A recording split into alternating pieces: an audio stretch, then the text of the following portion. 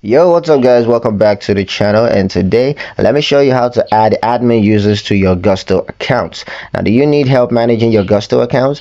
You can assign admin access to other trusted team members, and here's how to add a new admin user in just a few minutes. Step 1, go to the company settings. Now, after logging in, you want to head to the sidebar and click settings, then select team members under the company section. Step 2, add a new user. Now click add team member button. Enter their names and email address. This is the email that they use to access Gusto. Step 3, choose a role.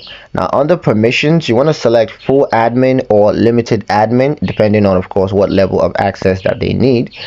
Full admins can manage payrolls, benefits, and team information, whereas limited admins may have restricted access to certain areas.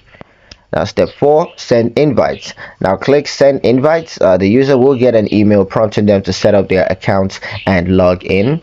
Step 5, confirm access. Now, once they accept the invite, their name will appear in the team members list, and you can always edit or remove their access later if needed.